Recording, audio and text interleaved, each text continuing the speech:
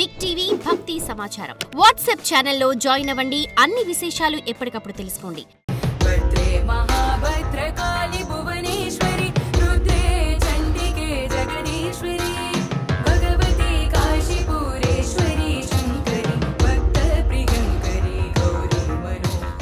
నమస్కారం గురుగారు. అఖండ లక్ష్మీ ప్రాప్తిరస్తు.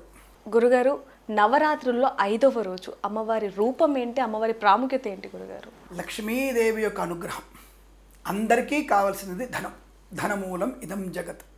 కాబట్టి అటువంటి ధనప్రాప్తి కొరకు మహాలక్ష్మి అమ్మవారిని మనం అవతారం అంటే 5వ రోజున మనం మహాలక్ష్మి, అందులో శుక్రవారం వచ్చింది మనకి. సోమవారం ప్రారంభమైన నవరాత్రులు సోమ మంగళ బుధ గురు శుక్రవారం 5వ రోజు అద్భుతమైనటువంటి మహాలక్ష్మి అవతారంగా మనం అమ్మవారిని పూజించేటువంటి ఘనమైన రోజు. అందరికి ఇష్టమైన రోజు ఆ రోజు. సరస్వతి కొంతమందికి ఇష్టం, దుర్గా కొంతమందికి ఇష్టం, కానీ లక్ష్మీదేవి అందరికీ ఇష్టమైనటువంటిది. ఎందుకంటే ధనమే కావాలి అందరికీ, డబ్బులు ఎంత ఉంటే అంత మంచిది. కానీ ఇక్కడ మహాలక్ష్మి అవతారం అంటే అందరూ అనుకునే డబ్బు కాదు. చాలామందికి విషయం తెలియదు. ఆనందం అని అర్థం. ఆనందాన్ని కలిగించేది. అంటే డబ్బు ఒక్కటే ఆనందాన్ని కలిగిస్తుందా? కాదు. రూపలావణ్యము, జ్ఞానలావణ్యము, ఆహార లావణ్యము, ఐశ్వర్యము, బుద్ధి, రోగం లేనటువంటి శరీరము, ఇవన్నీ ఆనందాన్ని కలిగిస్తాయి. ఆఖరిలో ఉన్నది ధనం, డబ్బు. కాబట్టి ఆఖరిలో ఉంది, అది ప్రారంభంలో లేదు.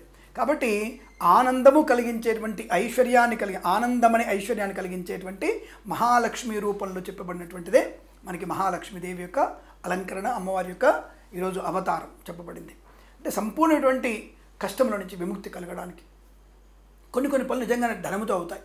ధనం లేకపోతే అవ్వదు. ఇప్పుడు మనం ఇది ప్రసారం చేయాలంటే కూడా పాపం కెమెరామెన్లకి డబ్బులు ఇవ్వాల్సిందే, యాంకర్కి డబ్బులు ఇవ్వాల్సిందే, గురువారికి డబ్బులు ఇవ్వాల్సిందే, కరెంటు ఖర్చుకి డబ్బులు ఇవ్వాల్సిందే. అంటే ఏదో ఖర్చు అవుతుందిగా, ధనం అనేది ఖర్చు అవుతుంది. కానీ ధనము లేకుండా పనులు అవ్వవు. ఇది మనం 10 మందికి ప్రసారం చేయాలంటే డబ్బు ఖర్చు అవుతుంది. ఆ డబ్బు ఖర్చు అయ్యే విషయంలో తప్పకుండా మనకి ప్రధానమైనదిగా చెప్పబడుతోంది. కానీ దానికంటే ముందు ఆనందం, ఈ సంకల్పం ఉంది కదా, ఇప్పుడు వెళ్ళాలి ఇటువంటి విషయాన్ని 10 మందికి చెప్పాలనేటువంటిది జ్ఞాన సంబంధమైనటువంటి అలంకరణ. వెళ్ళాలన్న ఆలోచన లోక కళ్యాణం కొరకు అనేటువంటి ఆలోచన. ఇలా ఒక్కొక్కటిగా మనం చూస్తే డబ్బు ఆఖరికి అవుతుంది. కాబట్టి ఎటువంటి డబ్బుకి ఆనందమైనటువంటిది మహాలక్ష్మి స్వరూపంగా మనం భావించి ఇటువంటి మహత్తరమైనటువంటి రోజున 10 మందికి పనికొచ్చేటువంటి భాగ్యాన్ని ఇవ్వడం కోసము, లోక కళ్యాణం కోసం వచ్చేటువంటిదే మహాలక్ష్మి అవతారం చెప్పబడుతోంది. ఈ రోజున మీరు అందరూ కూడా మహాలక్ష్మి అవతారాన్ని పూజ చేయండి. ముఖ్యంగా సువర్ణముతో అమ్మవారిని పూజించాలి. సువర్ణంతో అమ్మవారిని అంటే ఏమిటి? ఒక బంగారు రూపంలో సరే అమ్మవారిని పెట్టుకొని చిన్న అర్ధణ లేదా చిన్నటి దాని ఏమంటారు ఒక 1/2 గ్రాము, 1/4 గ్రాములో అయినా సరే అమ్మవారిని చేసుకొని ఈ రోజు కనుక మీరు అమ్మవారికి కుంకుమార్తన సమయంలో ఎలాగైతే మీరు రోజు పెట్టుకున్నటువంటి విగ్రహం దగ్గర ఈ సువర్ణమైనటువంటి అమ్మవారిని పెట్టుకొని కనుక కుంకుమార్తన చేస్తే విశేష ఫలితాన్ని పొందుకునే అవకాశం ఖచ్చితంగా అంటే ఖచ్చితమైనటువంటి అనుకూలత ఉంటుంది. అంటే లేని వారు తెచ్చుకోలేకపోతే ఏమిటి పరిస్థితి? రూపాయి బిళ్ళ పెట్టండి. అది కూడా లేదు, ఒక రాగి బిళ్ళ పెట్టండి. ఇవాళ మనకి దొరుకుతుండే రాగి బిళ్ళలు, ఇంకా శ్రీచక్రం వేసి రాగి బిళ్ళలు ఇస్తుంటారు. అంటే మనకి అమ్మవారి గుడికి వెళ్ళినప్పుడు, బెజవాడ కానీ లేదా ఇంకేదన్నా మనకి అమ్మవారి ఉత్సవాల దగ్గరికి వెళ్ళినప్పుడు రాగి బిళ్ళలు ఇస్తారు. వెనక శ్రీచక్రం ఉంటుంది, ముందు లక్ష్మీ అవతారం ఉంటుంది. ఆ శ్రీచక్రం మీద కూడా మనం పూజ చేయొచ్చు. అంటే మీకు ఒకవేళ సువర్ణం దొరకకపోతే ఏం చేయాలంటే, అందరికీ సాధ్యం కాకపోవచ్చు. కాబట్టి ఇలా మనం మనకి రాగి నాణ్యం పెట్టి పూజ చేస్తే వచ్చే సంవత్సరం తులం బంగారంతో మనం అమ్మవారికి విగ్రహం తయారు చేసుకోవచ్చు. 10 తులాల బంగారంతో అమ్మవారి విగ్రహం తయారు చేయొచ్చు. అటువంటి యోగ్యత కలిగిస్తే అమ్మవారు మనకి సంకల్పం గట్టిదైతే ఏదైనా చేయగలిగే అవకాశం ఉంటుంది. అటువంటి ప్రయత్నాన్ని గట్టిగా చేసుకోండి. గురుగారు, మరి అమ్మవారికి ఇష్టమైన రంగు ఏదండి? మంచిదమ్మా. ఈరోజు అమ్మవారికి అందరికీ ఇష్టమైందే. అమ్మవారికి ఇష్టమైనటువంటి పూలు గులాబీ పూలు.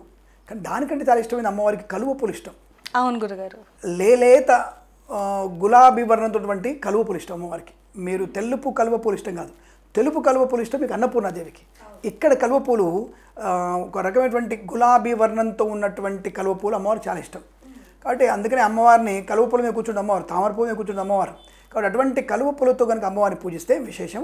అలాగే అమ్మవారికి అటువంటి లేత కలువ పూలు అటువంటి వర్ణం అంటే ఒక రకంగా లేత గులాబీ వర్ణముతోటువంటి చీరను అమ్మవారికి అలంకారం చేయాలి. లేత గులాబీ వర్ణమైనటువంటి అమ్మవారి చీరలో తప్పకుండా మీకు ఈ ఎరుపు రంగు లేదంటే పసుపు వర్ణమైనటువంటి ఈ యొక్క అంచు బార్డర్ ఉన్నటువంటి చీరను అమ్మవారికి కడితే విశేషమైనటువంటి ఫలితాన్ని పొందుకోవచ్చు. అమ్మవారికి లేత గులాబీ రంగు లేదా ఈ తెలుపు రంగుతో ఉన్నటువంటి వస్త్రాన్ని గులాబీ వర్ణం ఉన్నటువంటి అంచుతో ఉన్నటువంటి చీరను కూడా అమ్మవారికి కట్టేటువంటి ప్రయత్నాన్ని చేయాలి. ఏ వర్ణం వేస్తే అమ్మవారికి 2 వర్ణాల్లో ఒక వర్ణం అమ్మవారికి విశిష్టత. అందులో లేత గులాబీ వర్ణమే ఎక్కువ ఇష్టంగా ఉంటుంది. ఆ వర్ణంతో అమ్మవారు కనబడుతూ ఉంటుంది మనకి. మరి గురుగారు, అమ్మవారికి ఎటువంటి ప్రసాదాలని నైవేద్యంగా పెట్టాలి అంటారు? సో ఈ ప్రసాదాల కంటే ముందు అమ్మవారిని పూజించే విధానంలో మీరు కలుపులు అని చెప్పాను నేను. కలుపులతో కాకుండా మీరు కుంకుమార్చన విశేషంగా చెప్పండి అమ్మవారికి. చాలా మంచి కుంకుమార్చన. అలాగే ఈరోజు మీరు క్షీరాభిషేకం, అమ్మవారికి చాలా ఇష్టం క్షీరాభిషేకం. ఈ పాలతో, ఆవు పాలతో అమ్మవారిని చాలా నిష్ఠగా అభిషేకం చేయాలి. శ్రీసూక్త విధానంగా పూజ చేసుకోవాలి. అంటే హిరణ్యవర్ణాం హరణీం సువర్ణరజస్రజాం చంద్రాం హిరణ్మయీం లక్ష్మీం జాతవేదో మమావ. అంటే బంగారు వర్ణంలో ఇక్కడ కనబడుతుంది అమ్మవారు మనకి. మిగతా వర్ణాల్లో అమ్మవారు అనేక రకాలు కనబడినా ఇక్కడ మాత్రం హిరణ్యవర్ణము అంటే బంగారపు వర్ణముతో కనబడుతుంది అమ్మవారు మనకి. కాబట్టి శ్రీసూక్త మంత్రాలతో అమ్మవారికి క్షీరాభిషేకం అంటే గోక్షీరాభిషేకం చేసుకొని అమ్మవారిని పూజించే కుంకుమార్చన విశేషంగా ఈరోజు మీరు లలితానామం చెప్పుకోండి, లేదా లక్ష్మీ అష్టోత్తరం, ప్రకృతి నమః, వికృతి నమః, శ్రద్ధాయ నమః, విభూతి అనేటువంటి మంత్రాలు చెప్పుకోండి. అటువంటి మంత్రాలతో ఇచ్చిన అమ్మవారికి పూజ చేసి కలువ పూలతో పూజ చేయండి, లేదా తామర పూలతో పూజ చేయండి, లేదా గులాబీ పూలతో పూజ చేయండి. తప్పకుండా అమ్మవారి అనుగ్రహాన్ని పొందుకొని మీరు మంచి ఐశ్వర్యాన్ని పొందుకునేటువంటి అవకాశాలు బలంగా ఉంటాయి. తప్పకుండా ఈరోజు ఉదయాస్తమానం అంటే ఉదయం సాయంకాలం కూడా అమ్మవారికి విశేషంగా పూజలు చేసుకునే ప్రయత్నం చేస్తే శుభకరం, మంగళప్రదం, ధనయోగాన్ని పొందుకుంటారు. మనకి గురుగారు చాలా వరకు మీరు ఇందాకన్నారు కుంకుమార్చన కూడా చేసుకోవచ్చు అని చెప్పి. ఒకవేళ కుంకుమార్చన చేసుకొని లేని వాళ్ళు ఎవరైనా ఉంటే ఎలాంటి శ్లోకాలని పఠిస్తే మంచిది అంటారు? ఒకటి, అసలు కుంకుమార్చన చేయనటువంటి ఆడపిల్ల ఉండకపోవచ్చు. కాసింత కుంకుమ తెచ్చేసి అమ్మవారి మీద కాళ్ళ దగ్గర వేసుకున్న కుంకుమార్చన కిందకి వస్తుంది. కాబట్టి కుంకుమార్చన చేయలేనటువంటి వ్యక్తులు ఎవరు ఉండరు. అందరూ చేస్తారు, ఇంట్లో అయినా సరే చేసుకునే అవకాశం. అలా కూడా లేని పక్షంలో తప్పకుండా మీరు అమ్మవారి స్తోత్ర పారాయణం అనేది మీకు లక్ష్మీ అష్టోత్తరాన్ని, అలాగే గజలక్ష్మి స్తోత్రం ఉంటుంది, గజలక్ష్మి స్తోత్రాన్ని, ధాన్యలక్ష్మి స్తోత్రాన్ని, ధనలక్ష్మి స్తోత్రాన్ని, అందులో ముఖ్యంగా లక్ష్మీం క్షీర సముద్రాయతనయాం శ్రీరంగదామేశ్వరీం అనే శ్లోకాన్ని పాలన చేసుకున్న విశేషమైన ప్రతిఫలాన్ని పొందుకోవచ్చును. మరి గురుగారు ఇందాక అనుకున్నట్టుగా మరి అమ్మవారికి ఎటువంటి ప్రసాదాలను నైవేద్యంగా పెట్టాలి అంటారు?